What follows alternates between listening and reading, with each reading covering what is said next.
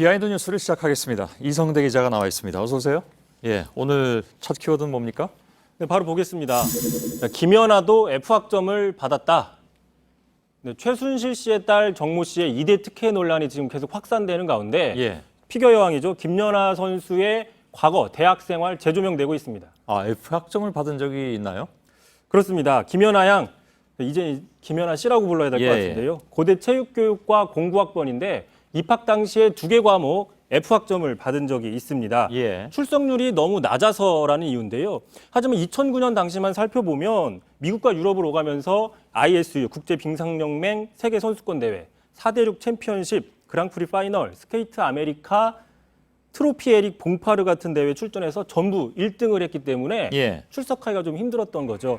그러니까 그럼에도 당시 학교 측에서는 아무리 뛰어난 선수라도 특별 대우를 해줄 수 없다라고 설명을 했습니다. 예.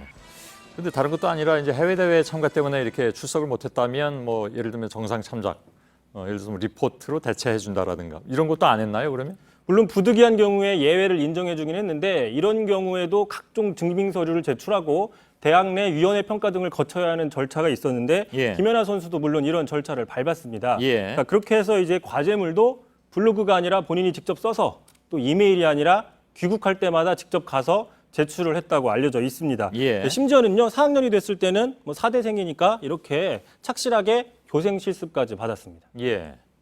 근데 한때 그 당시에 뭐 김연아 학생이죠.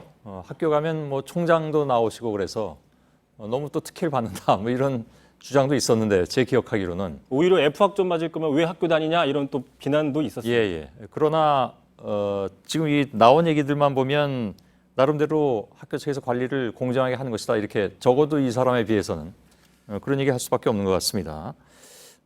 근데 저 손현재 선수는 어떻습니까? 그러면 지금 학교를 다니고 있는데. 그렇습니다. 또 김연아 선수 얘기를 했으니까 빼놓을 수 없는데요. 체조 요정입니다. 연대 스포츠 레저과 13학번. 공부를 소홀히 하지 않겠다고 포부를 밝힌 적이 있는데요. 직접 들어보시죠. 예. 아 그래요? 예. 공부하는 게 쉬워요? 운동하는 게 쉬워요? 운동이 쉬운 것 같아요. 네. 이제 2학년인데 네. 2학년 2학기 그죠? 예. 학점 관리는 잘 했나요 그동안에?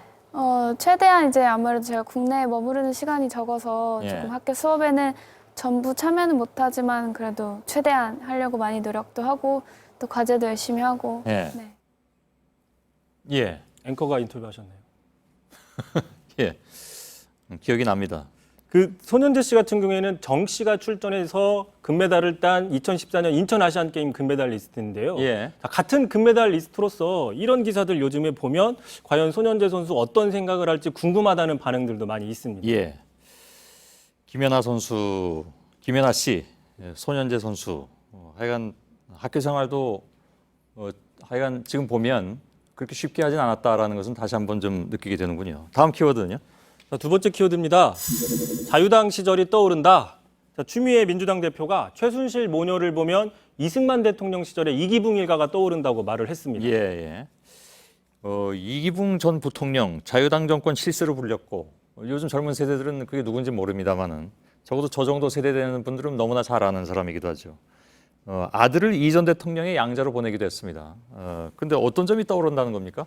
바로 그 아들 이야기인데요. 그 이기붕 부통령의 아들 이강혁 씨를 서울대 법대에 강제로 편입을 시켰습니다. 당시 초반에 학교에서는 반발을 했지만 결국 교수들이 회의를 열고 허락을 했는데 예. 자, 당시 신문 보도 한번 보겠습니다. 경향신문 보도인데요.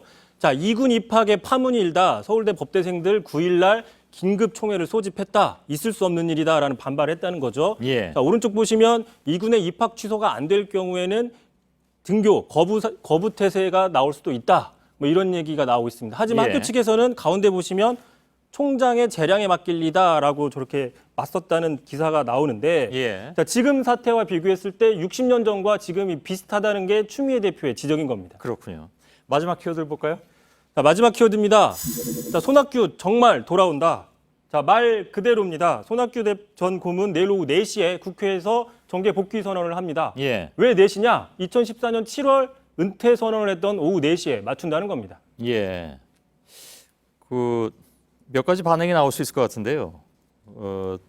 언제 갔었나? 이런 반응이 나올 수도 있고 이미 돌아와 있는 거 아닌가? 이런 반응이 나올 수도 있고 아 정말 이제 정말 돌아오는 건가 이런 반응이 나올 수도 있을 것 같습니다. 근데 하여간 그 기자들 사이엔 그런 농담도 있다면서요. 손학규 전 대표가 어디 갔다 돌아오는 날은 꼭 무슨 큰일이 터진다 뭐 이런 얘기도 있는 것 같은데. 실제로 오늘도 그런 농담들이 있습니다. 혹시 내일 무슨 일 터지는 거 아니냐라는 농담들이 있었는데 예. 자, 왜 그러냐면요. 자, 이런 일들이 있었기 때문입니다. 2006년이죠. 100일 대장정을 마치고 서울로 올라오는 날 공교롭게도 북한의 1차 핵실험이 터졌습니다. 또 2007년 한나라당을 탈당한 뒤 며칠 뒤에 한미 FTA가 타결이 됐고요. 예. 또 2010년 민주당 대표로서 첫 장외투쟁을 한 바로 다음 날 북한이 연평도 포격을 하면서 언론에서 이슈에서 사라졌었는데 예. 특히 2006년 같은 경우에는 상당히 타격이 컸었죠. 당시 그 기사를 보시면 당시 100일간 죽을 고생을 했는데 기자들까지 없으면 얼마나 서울역에 실망스러울까. 그래서 언론사마다 전화를 걸어서 기사는 안 써도 좋으니까 기자라도 서울역에 보내달라고 했다고 당시 손학규 측의 공부특보가 저렇게 예. 증언을 하기도 했습니다. 기사 안 쓸 기자가 뭐라 가나 하는 생각도 들긴 드는데 아무튼 알겠습니다. 내일은 아무튼 손학규 전 대표가 돌아오는 날이라고 하는데 손학규 전 대표는 내일은 별일이 없기를 상당히 바라고 있을 것 같습니다. 이성대 기자였습니다. 수고했습니다.